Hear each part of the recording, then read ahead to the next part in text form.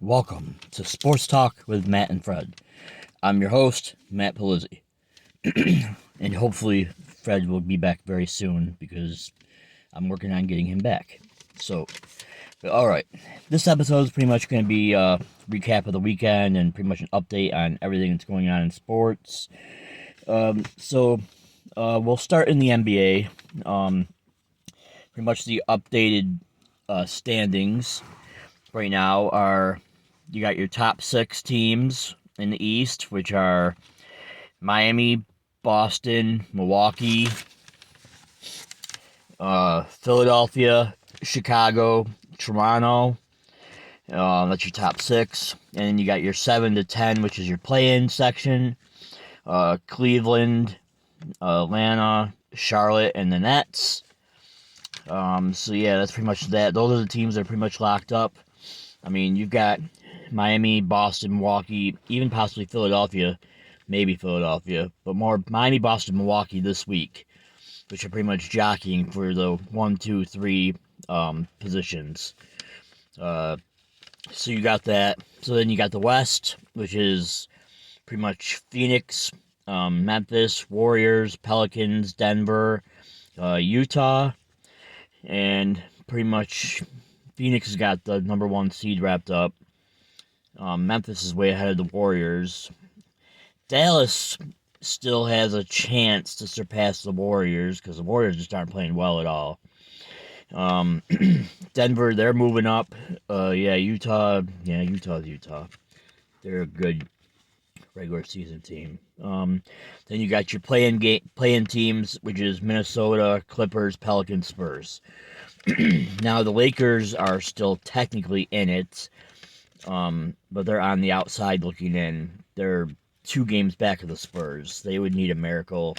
Everyone knows pretty much that they're probably going home and not going to make it at all, which with that talent on that team is huge disaster. Absolutely huge disaster. Alright, so you've got those teams. This is the last week of the NBA, so every team has about 4 games left, 3-4 games left, so it's a big week for seeding. Like the East, especially the East, where you got Miami, Boston, Milwaukee, pretty much sitting there all jockeying for the top 3 spots, which is held by Miami by just barely. So let's see. Alright, so there's all that. You've got the MVP race, which if I gave you my top 3 options for MVP, I would say 3, I would say Luka. I would say number 2 would be Giannis, and number 1, Jokic, which is otherwise known as the Joker from Denver. He is having a superb year. I think Embiid was originally what people thought was going to happen, but he's just dropping. Philadelphia is just like, I don't know what to think of them. They're just, yeah. That would be my top 3 MVPs for that, which again would be Luka, Giannis, and Joker. And I would say my number 1 is Joker. Alright, so that's the NBA. I'm trying to think if there's anything else I need to say about the NBA. If there is, I'll go back to it. Alright, so the NHL. The updated NHL standings. Now, I wrote this down last night, and there was games last night, so it may be a little off, but it really can't be that much off. So let's see. The NHL in the East, you got Florida at 102 points, Toronto at 93 points, and Tampa Bay at 93 points. Then you got Carolina at 98 points, and the Rangers at 94 points, and you've got Pitt at 92. And then your 2 wild cards is Boston at 91, Washington at 84. So that's that. Then you got the West, which is Colorado at 104 points, Minnesota at 91 points, St. Louis at 86 points. Then you got Calgary at 89 points, Kings at 86 points, and Edmonton at 85.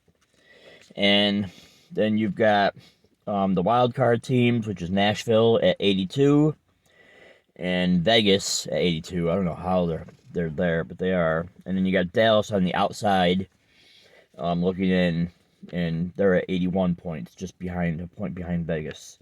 And again, I didn't check the updated standings today, so this could have changed for the NHL. It really could have, and they got probably about a couple weeks left before their playoffs start. So yeah, it's getting real interesting with the NBA and with the NHL. This past race for NASCAR, Denny Hamlin won. And then I'll just give you the quick NASCAR up point standings here, which is Ryan Blaney at 241, Chase Elliott at 241, Martin Truex Jr. at 222. Let's see, William Bryan at 218, and Logano at 215. And that's the top 5 for that. All right. So the big event that happened over the weekend was the Final Four. What a Final Four we had. I mean, it was absolutely amazing. You had, obviously, Kansas, they pretty much destroyed Villanova and went on to the national championship. But then you had the game of ages. Duke versus UNC. The rivalry. And I only saw the second half. But of what I saw of the second half, back and forth. So intense. Like, we've been waiting for this matchup to be in either the Final Four or the championship, whatever, forever. And then for Duke to lose, and you can blame, if you want to blame Coach K, putting too much pressure on these kids, or if you want to sit there, which I don't, or you want to blame the kid from Duke who missed 2 free throws, which ended up pretty much costing them the game at the end of the game, and it was just amazing. Like, and they had the national championship yesterday, which was UNC and Kansas, and that was a hell of a game, and I only lasted till halftime, and with that, and they were up by 15, UNC, and they ended up losing by 3, and losing a 16-point lead, which is a historic comeback. So, congratulations to congratulations to Kansas. You guys obviously were the best team all year long, but man, we are never gonna forget that Saturday night that we watched Duke UNC. Like, that was incredible. It was just absolutely incredible. It was just like, wow. Yeah, so, yeah, we'll probably never see a game like that either. Those games come barely. I mean, the last time we had a game like that was, oh, yeah, I don't even know. I don't even know what it was, but it's been quite a while. So yeah, college basketball is over with now, and now we've got 2 more events starting pretty much at the end of this week, and this is quite a week. I mean, this is a week where you have March Madness, the championship game, at the beginning of the week, and then in between, you can call it in between, the middle, or towards the end, whatever you want to do. You've got the Masters, and then you've got baseball. Yes. My pastime, my sport, the sport I love, sport I'll always love, my first love. Absolutely love baseball.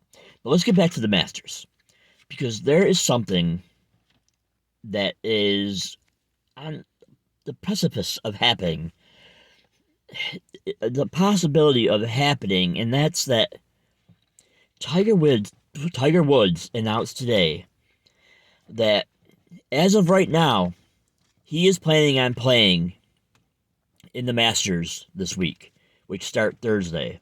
You've got one more practice round tomorrow. But he says, as of right now, he is thinking about playing. Just think about that. Think about what happened to him 14 months ago.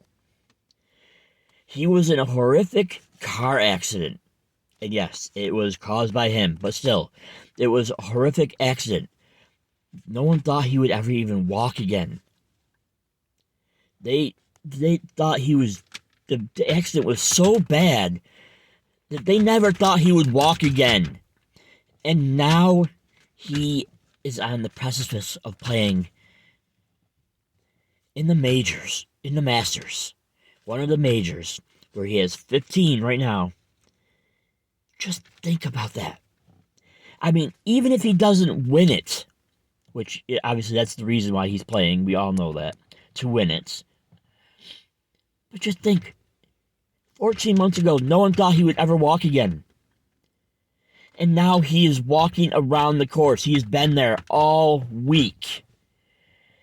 It is just amazing. And no matter what you may think about Tiger Woods, about his discretions, about all the stuff that he's done, or whatever you may think, to know a man was told that he may never walk again.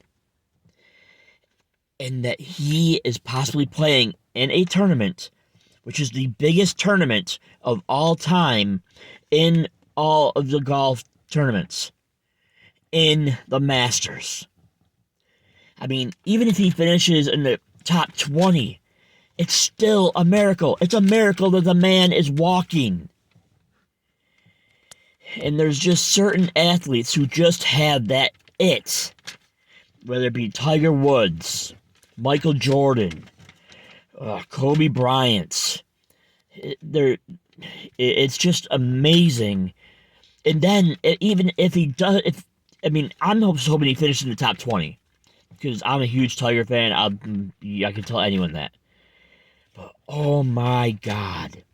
If he could somehow win this tournament, and it'd be just a miracle just for him to, be walking the tournament, and now to maybe play in the tournament, and then make the cut, which would be get past Friday. Whew! This may be the biggest story of all time, and we thought Coach K retiring was big, but this one is building to be bigger. Because this was someone's life, which Coach K announced he was retiring at the beginning of the season. So everyone knew, and we've been preparing for it. Wow. It would be amazing if he could do this. So, yeah, you all know who I'll be cheering for. Go Tiger. Alright, so here's the Masters, and now we're to my favorite sport, baseball, which starts on Thursday. My team is the Yankees. I've got some boys out there, they know who they are, that their team is the Mets. Yeah, so it would be really exciting. I'll just say it right now. It'd be really exciting if we had a Mets-Yankees World Series, but I'm not even going to go that far because I don't even know how good this Yankee team is going to be. I have higher expectations on the Mets right now than I do on the Yankees, and Mets fans are probably going to sit there and laugh at that, but I'm sorry. When you got Max Scherzer and Jacob deGrom as your 1-2 punch, possibly the two best pitchers in baseball, whew, that Mets team is loaded. Expectations are high. And I'll do another podcast here, probably next day or next 24 hours here, to just predict my my predictions for the baseball season. I don't know if that'll be on here or if it'll be on my actual MLB Sports Talk podcast, which I haven't done in over a year, and I want to get back to that again. Yeah, there's so that's pretty much all I can think of sports. It's just a big weekend in the NBA. Teams jockeying for position, the play-in. So I'll have my predictions for the playoffs and the play-in. So yeah, we've got some podcasts coming here. So yeah, I hope everyone enjoyed this. And yeah, this is Sports Talk with Matt and Fred. And as we always say, see ya!